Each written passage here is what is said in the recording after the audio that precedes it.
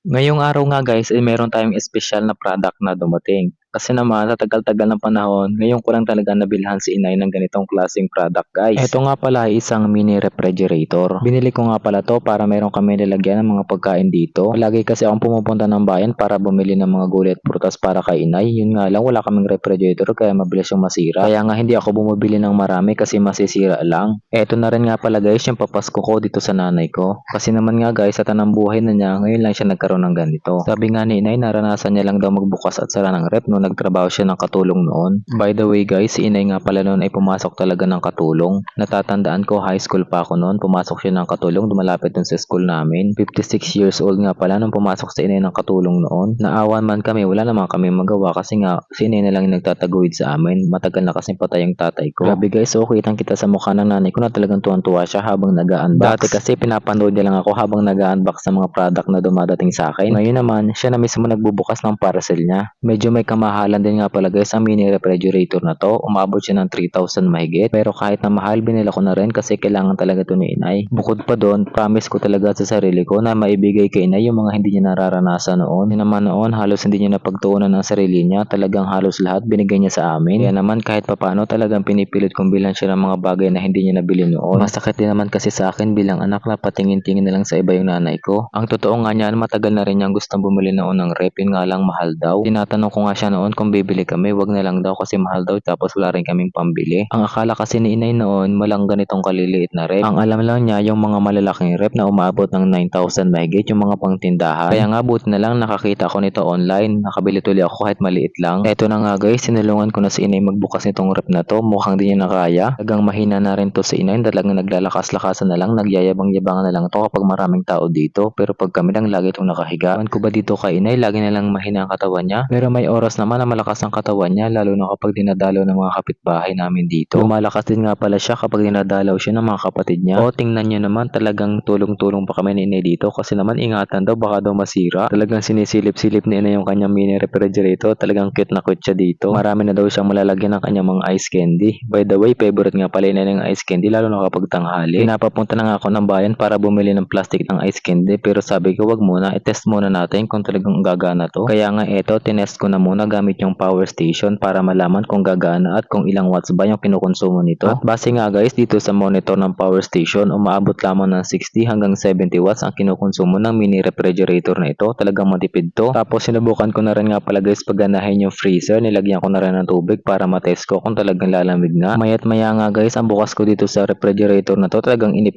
na kami. Talagang halos lahat kami excited na sa performance nito. Kaya nga ito guys, binuksan na naman namin tong freezer para tingnan yung tubig kung malamig na. Aba nga guys, wala pang 20 minutes, malamig na yung tubig. Tinesting ko na rin nga pala kasong medyo amoy goma pa. Sa bagay, bago pa kasi kaya talagang amoy goma pa. Pero habang tumatagal, nawawala na rin naman yung amoy.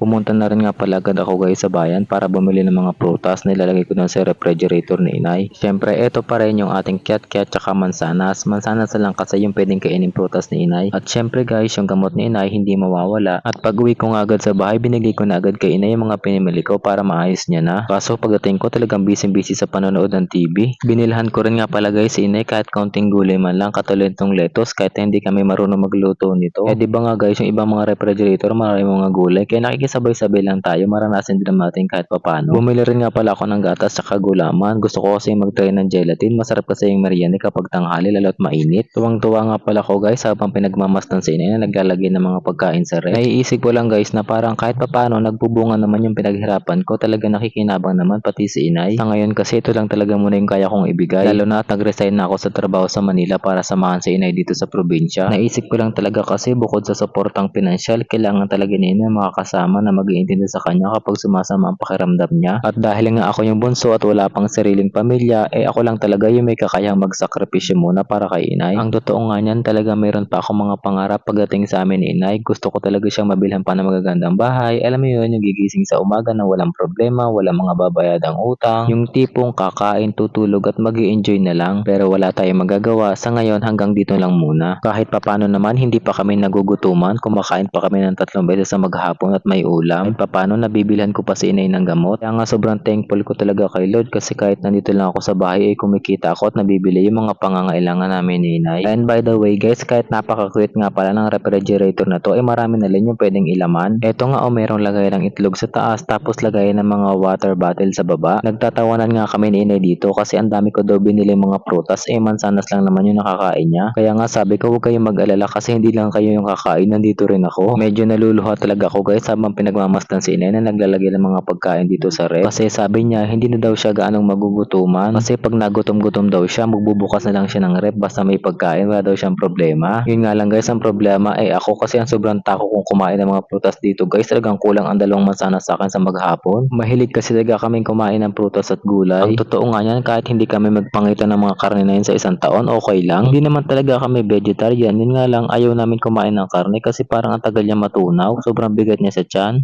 Pagkatapos nga pala guys, eto nagluto agad ako ng gulaman. Ang flavor niya ay lychee. Yun nga lang naglasa siyang jelly ace. Hindi ko kasi alam na ganito pala ang lasa ng lychee. Hindi naman sa sinasabi kong hindi masarap yung lychee. Yun nga lang dahil nga lasa siyang jelly ace, para ako nagbabata-bataan. Habang gumagawa nga pala ako nito guys, ito naman si inay kumakain na ng hapunan, ng hingi ng ulam sa kapitbahay. Ito nga pala yung anong tawag dito, yung ubod ng pait. Nakatikim na ba kayo guys noon? Yung ubod ng anahaw, medyo mapait lang siya kumpara sa ubod ng nyug kasi sa ubod ng nyug medyo matamis. Ayun lang guys, dahil hapon na magliligpit na rin kami kasi nagluluto na rin ako ng hapunan namin. Bye bye!